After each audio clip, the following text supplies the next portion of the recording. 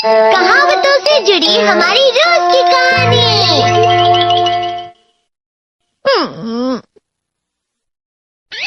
मैं हमेशा तुमसे कहता हूँ, लेकिन तुम मेरी बात कभी नहीं सुनते हो। तुम्हें पढ़ाई करनी चाहिए। नहीं करनी है।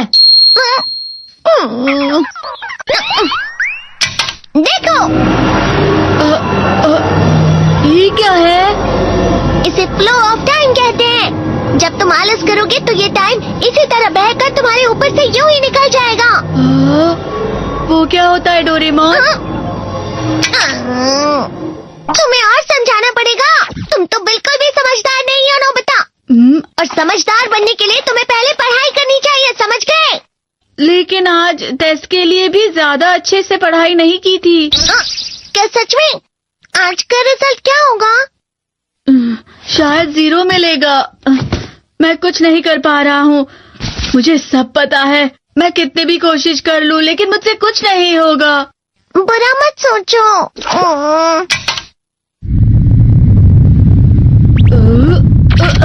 ये क्या है?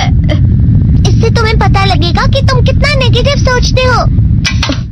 और ये कौन सा गैजेट है? ये है embodiment mirror. Flow of time की तरह या नेगेटिव इंसान की तरह इस गैजेट में कुछ शब्दों के एक्सप्रेशन भरे हुए हैं, जिसे तुम गैजेट की मदद से देख सकते हो। तुमने जो भी कहा मुझे कुछ समझ नहीं आया।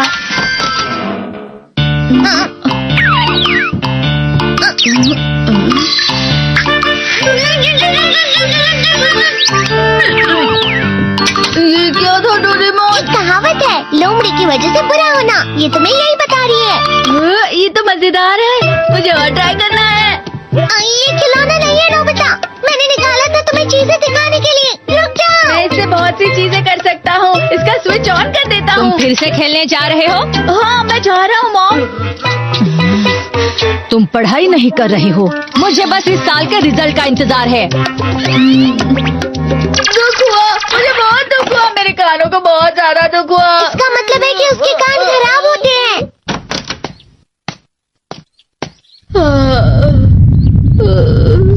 ये तो फिर से नेगेटिव बन गया। ला ला ला ला ला ला ला ला पाए पाए पाए पाए पाए। नोबिता, तुम हमेशा नेगेटिव रहते हो और मुझे तो देखो, मैं हमेशा कितना ज्यादा खुश और हंसता रहता हूँ। आज भी 2 लोगों ने मुझे अपने साथ खाने पर आने के लिए कहा है।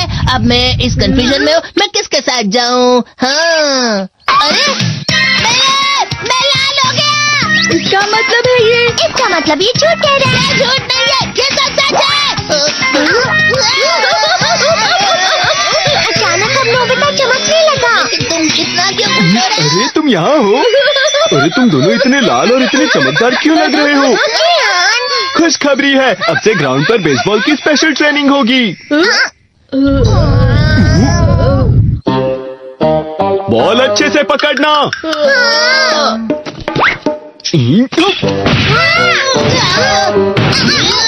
तुम सब क्या कर रहे हो? अच्छे से पकड़ो। ये वाकई सब बेकार है। मैं इतनी तेज बॉल नहीं पकड़ सकता हूँ। जियान, क्या हुआ सुनियो? मुझे तुम्हारे बगल में खड़े होकर तुम्हें शानदार स्विंग करते हुए देखना है, क्योंकि मैं अपनी प्रैक्टिस स्विंग की जगह तुमसे 100 गुना ज्यादा अच्छे से सीख सकता हूँ ना। ठीक है सुनियो, अब तुम कैचर हो। अरे वाह जियान। तैयार हो जाओ। अच्छे से पकड़ना, ठीक है? ये लो।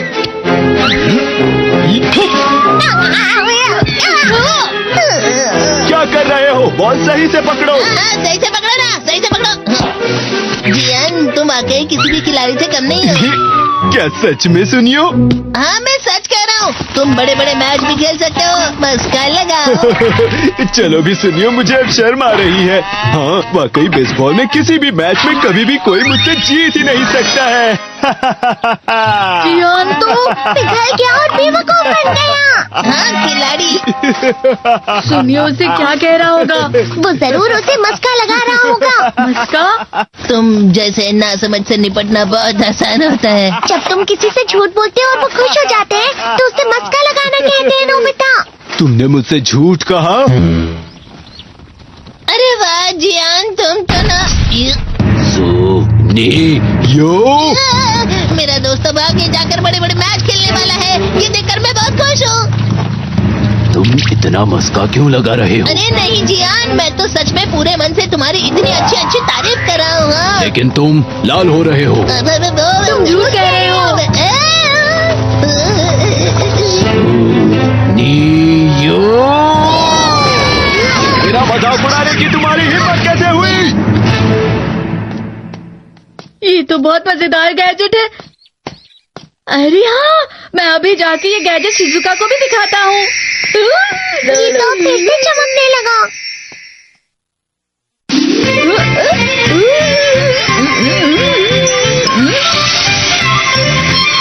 शिजुका!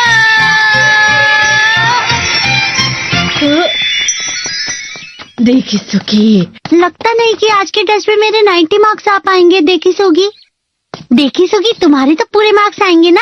मैं कोशिश तो पूरी करता हूँ, लेकिन मुझे भी तुम्हारी तरह हमेशा फुल मार्क्स चाहिए। ऐसा मत कहो शिजुका। ये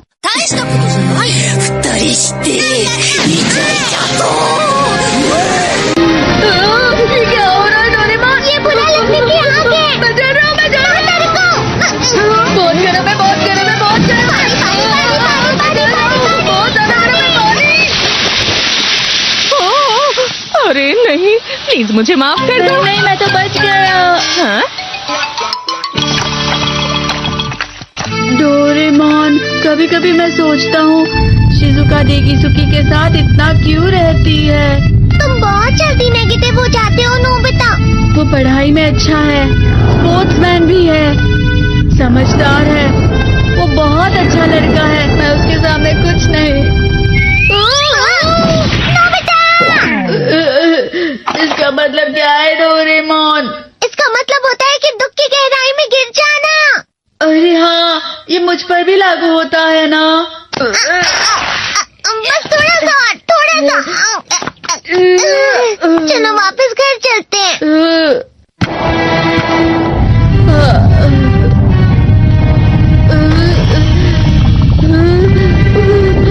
पता नहीं, मेरा शरीर बहुत भारी हो गया है। हमारा शरीर भारी नहीं होता, हमारा मन भारी हो जाता है। अरे हाँ, इसे कहते हैं मन का भारी होना। और जिस तरह से मैं चल रहा हूँ उसे कहते हैं कांटों भरा रास्ता।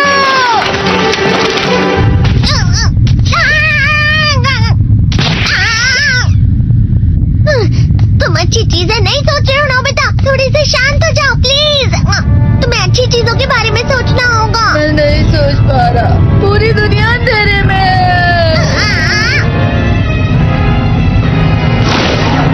नोबिता चलो। मुझे अकेला छोड़ दो। लेकिन अगर तुम कभी भी मेरी बात नहीं समझते, चले जाओ डोरेमोन। पर नोबिता।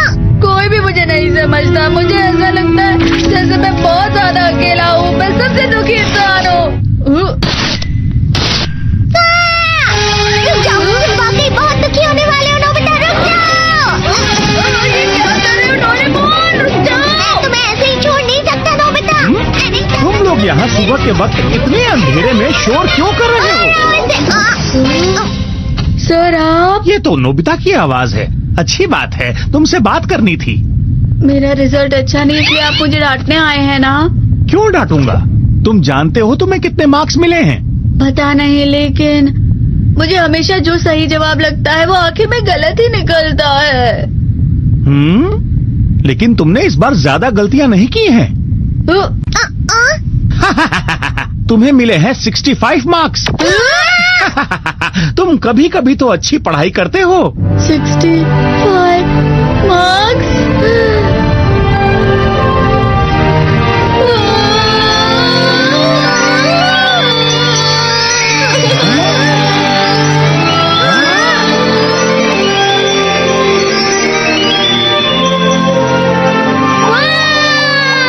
अब इसे क्या हो गया? ये सातवें आसमान में उड़ रहा है सर। ओह अच्छा।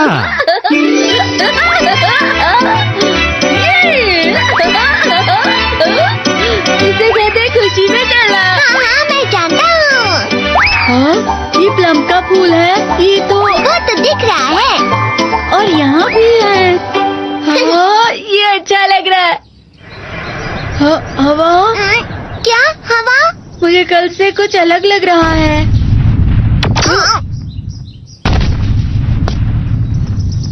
शायद कोई तो पास आ रहा है, शायद उसके बहुत बड़े बड़े कदम है। वो क्या है? मुझे कुछ दिखाई नहीं दे रहा, लेकिन कोई बड़ा लग रहा है। फिर से वही हवा। शायद कोई आने वाला होगा। ये खुशबू तो ये गर्म है। Ibrahim Traoré had always been known in his community as a man of action, not just words. The streets of Ouagadougou buzzed with the usual sounds of motorbikes, vendors calling out their prices, and the occasional honk from taxis pushing through traffic. It was on one of those hot afternoons, when the air smelled of dust and engine oil, that he noticed something unusual near a small mechanic shop. A boy, no older than 10 or 11, was struggling with a wrench that was clearly too heavy for his small hands. The boy's clothes were smudged with grease, his face streaked with sweat and determination. It was a sight that made Traoré pause for a moment longer than usual, watching quietly before deciding to walk closer. He had seen children in difficult situations before, but something about this boy tugged at him. Perhaps it was the way the child refused to give up, despite the tool slipping from his grip over and over. Perhaps it was the look in the boy's eyes, a mixture of desperation and resilience that spoke volumes about the burdens he carried. When Traoré approached, the mechanic in charge was too busy under the hood of an old Peugeot to notice. The boy glanced up nervously, unsure who this tall man was, but went right back to struggling with the bolt. That persistence struck a chord in Traoré. He crouched down beside the boy, lowering his voice so it sounded gentle. "Do you need help with that?" he asked. The boy hesitated, then shook his head quickly, almost embarrassed. Traoré didn't push further. Instead, he picked up another wrench nearby and began loosening another bolt on the engine, showing the boy an easier technique. Slowly, the boy mimicked him. Within minutes, he managed to turn the bolt, and his face lit up with quiet pride. It was a simple act, but for Traoré, it revealed a deeper truth. This was not just a child helping at a mechanic shop for fun. The boy's hands were rough, his nails darkened with grease, suggesting he had been doing this work for more than a few days. Traoré asked him softly about his school, about his family. The boy explained that his father had fallen ill months earlier and could no longer provide. His mother sold vegetables in the market, but it wasn't enough. So he came here, to this mechanic shop, after school hours and sometimes instead of school, just to earn a little money to bring home. That confession stayed with Traoré. He had seen the challenges many children in Burkina Faso faced, torn between the need to survive and the chance for an education. But here it was, in front of him, embodied in one small boy whose spirit had not yet been broken by hardship. He thought of his own childhood, of the lessons his parents had taught him about resilience and responsibility. He thought of the country he now tried to lead through storms of its own. And he realized that if change was ever to come, it had to start with these small moments, these small lives that could either wither or bloom depending on who cared enough to act. The mechanic eventually noticed Traoré's presence and hurried over, wiping his hands. He recognized him instantly, standing straighter and almost saluting out of respect. But Traoré waved him off, insisting he was only here as a passerby, not as a leader. He turned back to the boy and asked the mechanic about his situation. The man admitted that the child came regularly, sometimes staying until late at night. Though he was skilled for his age, the mechanic worried that he was losing his childhood too quickly. Still, the man did not send him away because he knew the boy's family needed whatever little he could earn. At that moment, Traoré made a decision. He asked the boy's name, promised him that he would not have to choose between learning and helping his family.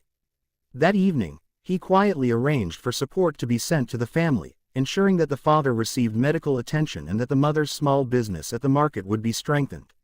For the boy, he arranged school supplies, uniforms, and a scholarship so that education would not be a burden but an opportunity. The next day, when the boy returned to the shop out of habit, Traoré was already there waiting. He handed him a clean notebook and a pen, telling him that his new job was to fill the pages with knowledge instead of grease. The boy's eyes widened, unsure whether to believe such generosity. When his mother heard of it, she wept quietly, thanking Traoré with words that barely captured the depth of her gratitude. But Traoré did not stop there. He knew one act of kindness, though powerful, could not solve the wider issue. he began speaking more openly about child labor and the unseen struggles of families across the nation. He launched programs to support small businesses, especially those run by women, and initiatives to keep children in school while still finding ways to help their families survive. He called upon the community, reminding them that no child should be forced to trade away their future for the hardships of today. The story of that little boy spread quickly.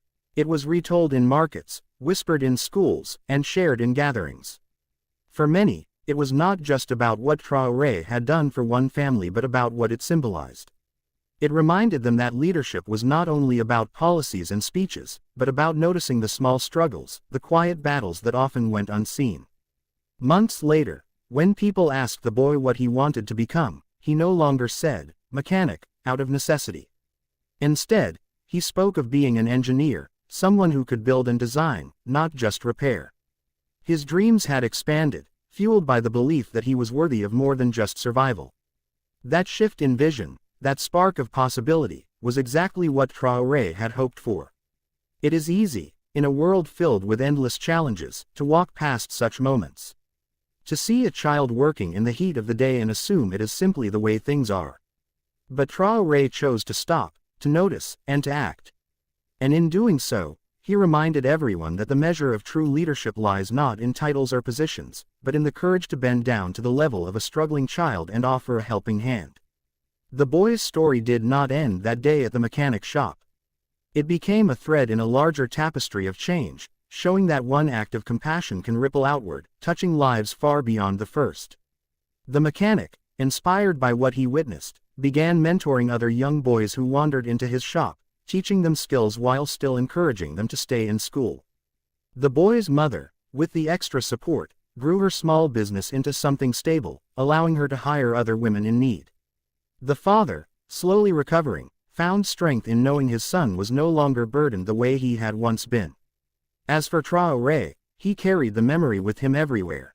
Whenever he faced difficult decisions, he thought of that child's determination, that small hand gripping a wrench too big for him, and he remembered why he had chosen to serve in the first place. Because leadership, at its core, was about lifting others so that they could stand taller than before. And so, what began as a simple afternoon walk past a mechanic shop became a story that would be retold countless times, a reminder that even the most ordinary moments can become extraordinary when met with empathy and action. For in the eyes of that little boy, struggling but unbroken, Ibrahim Traoré had seen not just a problem, but a promise of what could happen when one person decides to believe in another.